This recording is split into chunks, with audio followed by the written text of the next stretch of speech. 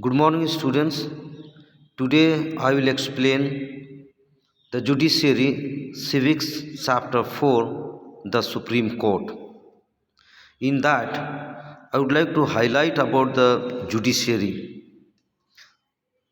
Under our constitution, the judiciary is a single integrated system of courts for the union and the states, with the Supreme Court at the apex. By a single integrated system, we mean the Supreme Court is the head of the entire system and not only supervises but also exercises control over the functioning of other courts.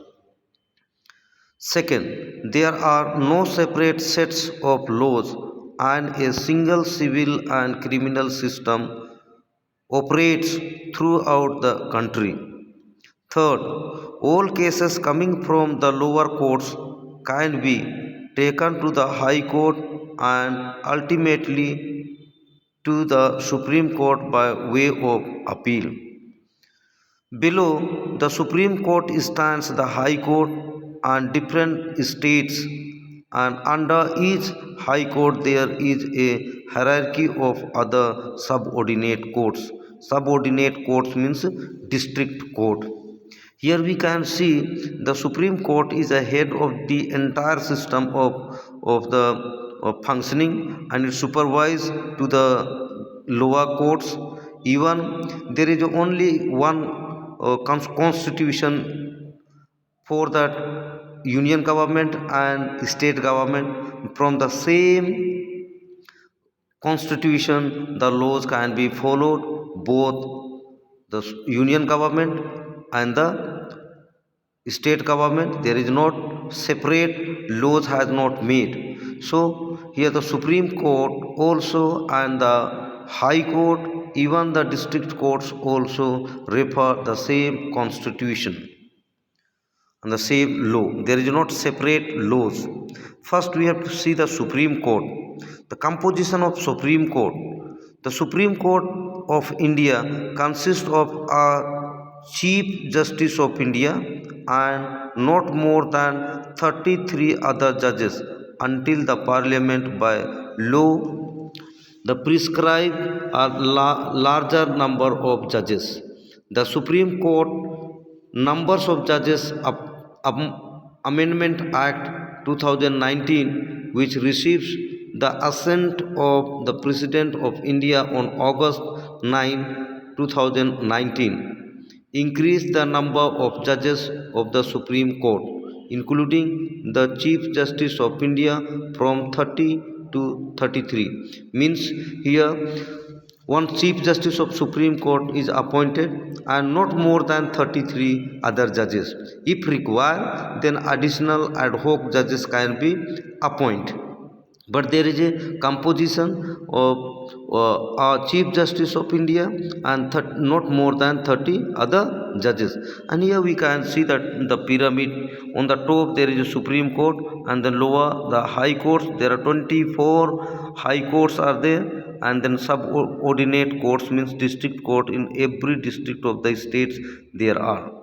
And then that Supreme Court has a headquarter in the Delhi.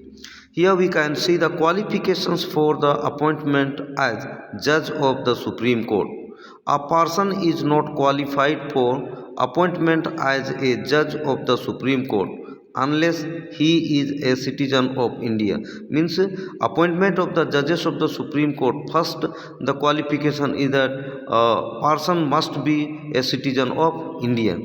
Students, pay attention. Sometimes you may make mistake of the members of Lok Sabha and Raj Sabha, the qualification and that qualification of the judges of the Supreme Court and High Court. There are different qualifications.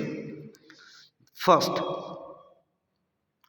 a judge has been for at least 5 years of judge of a High Court or of 2 or more such courts in succession. Means a person must be a judge of a High Court at least 5 years, and maybe from one high court or the more than one high court. Second, has been for at least 10 years an advocate of a high court or two or more such courts in succession. Means a person must be uh, an advocate for 10 years of any of the high court, maybe one or more than one high court. Third qualification is that in the opinion of the president is a distinguished jurist appointed by the president, means the name can be appointed. Now, appointment of the judges. Every judge of the Supreme Court is appointed by the President of India in the consultation with the judges of the Supreme Court and of the High Court beside the Council of Ministers. So, students pay attention. All the judges, either the Supreme Court or the High Court, the President of India appoints on the consultations with the judges of the Supreme Court and of the High Court and the Council of Ministers, means Prime Minister advice. In case of appointment of a judge other than the Chief Justice of India shall be consulted. Consultation would generally mean the concurrence. In case of the Chief Justice, usually the supreme most judge of the Supreme Court is appointed. Means mostly the Chief Justice of Supreme Court are appointed, mostly the senior most judge of the Supreme Court. So the person can be remain the experienced. When the Chief Justice is unable to perform the duties of his office by reason of absence or otherwise, the President may appoint another judge of the Supreme Court as the acting Chief Justice. Means suppose a Chief Justice of Supreme Court is unable to execute his function or work, then only the President of India can appoint on the help of the consultations of the judge of the Supreme Court and can appoint a acting Chief Justice. Appointment of ad hoc judges. Ad hoc judges means the special procedure for a specific project. A judge can be appointed in the special cases. The Chief Justice may appoint a judge of a High Court as an ad hoc judge of the Supreme Court for a period as may be necessary. Such appointments are made with the consent of the President and after consultation with the Chief Justice of the High Court concerned. The Chief Justice may at any time, with previous consent of the President, request attendance of the retired judges of the Supreme Court or High Court to act as judge of the Supreme Court. Now here we have to see about the terms of office. A judge of the Supreme Court shall hold office until he attains the age of 65 years. A judge may resign his office by submitting his resignation letter to the President. Means retirement period is that when a judge attains 65 years of age, he retires and handsome pension also gets, or he can vacate his post if he is unable to execute his duty, then he can resign and can submit the resignation letter to the President of India. A judge of the Supreme Court cannot be removed from the office except by an order by the President on the ground of proved misbehavior or incapacity.